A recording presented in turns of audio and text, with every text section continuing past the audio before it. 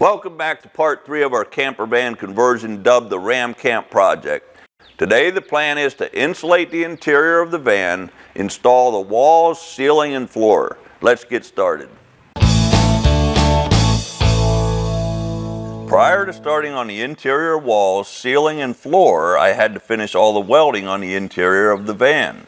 I already welded sections of square tubing in that will support the bed's plywood base, and I welded the brackets in to support the gym locker that will be used for our overhead cabinet.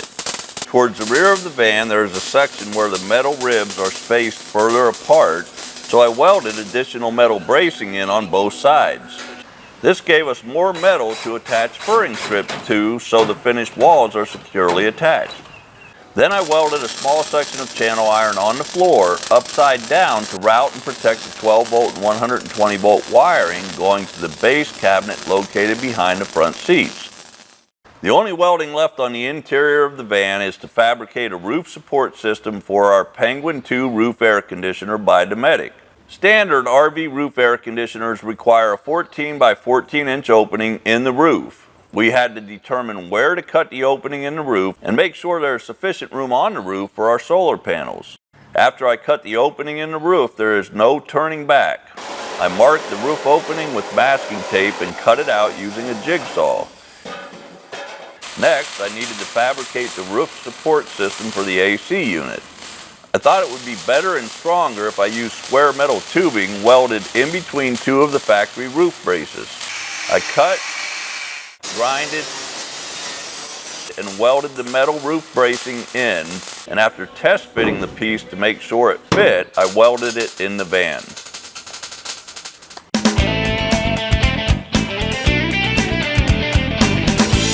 With the bracing for the air conditioner finished, it was time to install the AC unit on the van's roof.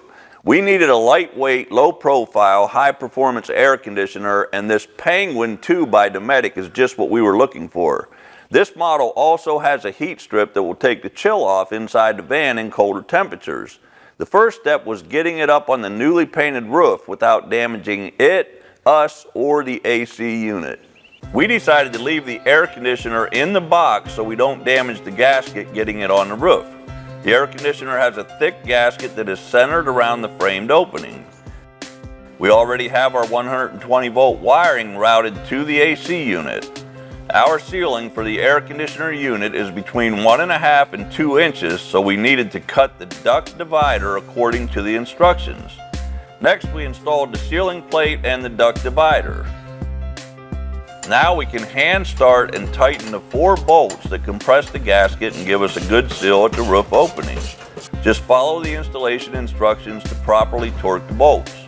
This is all we need to do with the AC unit for now.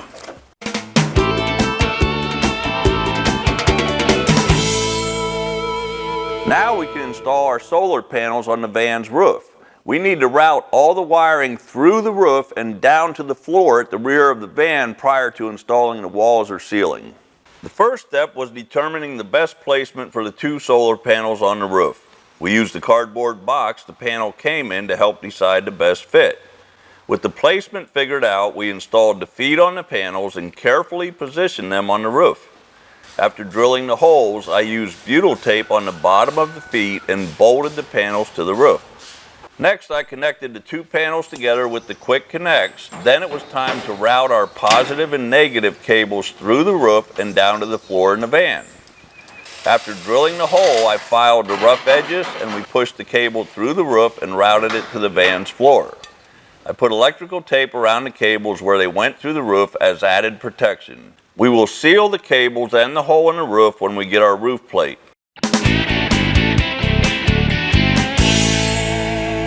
Before we insulate the walls, ceiling, and floor, we need to install furring strips that we can attach our wall and ceiling panels to. We are using 1x2 boards as furring strips, and we will attach the furring strips to the metal ribs using screws.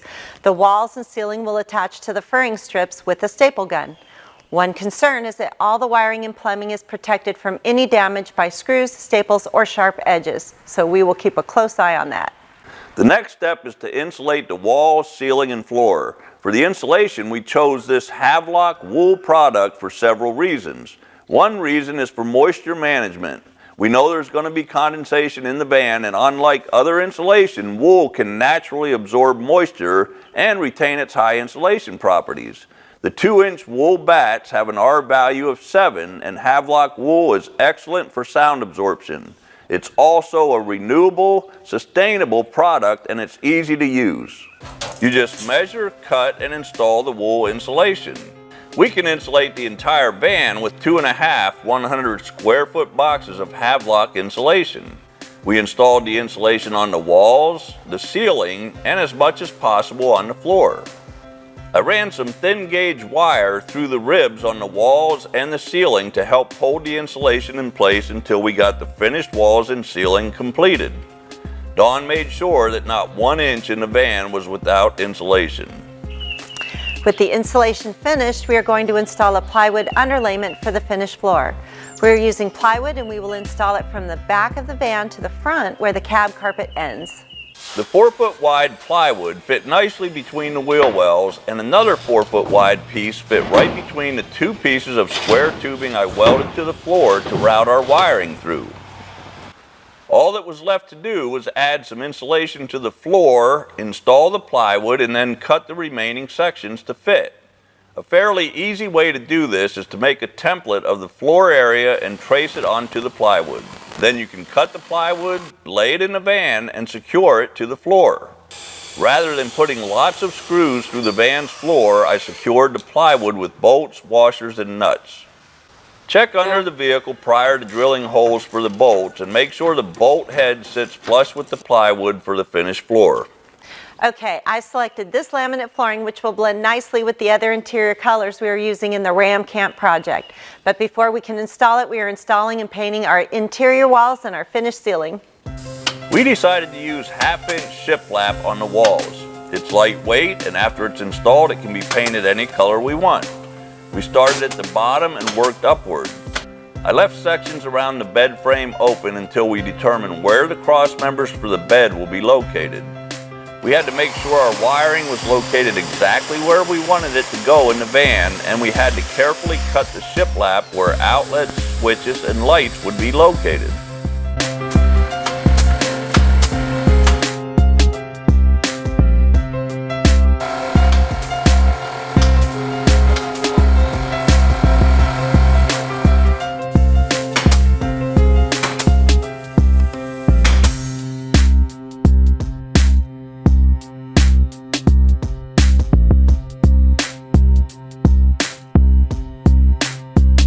On the ceiling, our plan was to use a lightweight Luan paneling attached to the furring strips.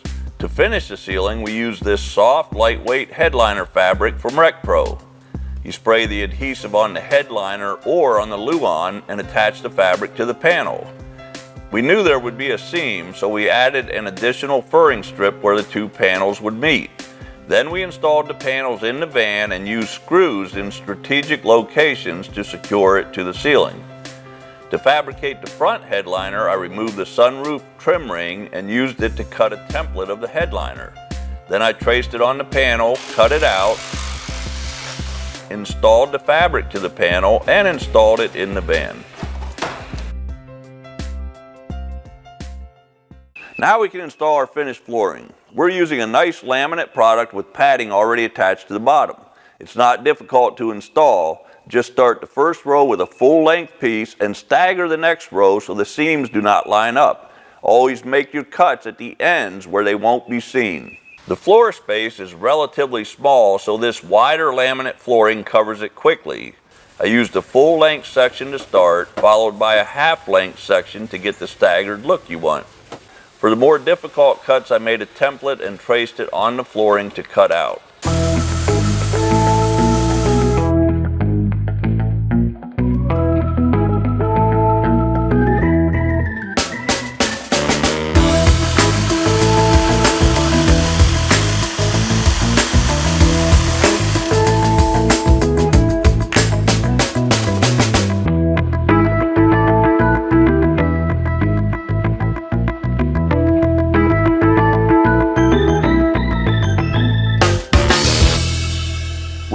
floor finished, I can locate and install the slide-out tray for the powered cooler so I can frame the wall section where the power center will be installed. The first step is to mock up the Dometic CFX 335 powered cooler with the slide tray. We are doing this for a few reasons. One is to make sure everything fits in this space. Two is to make sure the bed framing is tall enough for the tray to slide out. And three is so we can start framing the front of the bed where the power center will be installed. I can't start the wiring until the power center is installed. I adjusted the height to mount the slide tray and secured it to the floor. We will finish installing the powered cooler to the tray later. Now I can frame the wall section below the bed and frame where the power center will be located.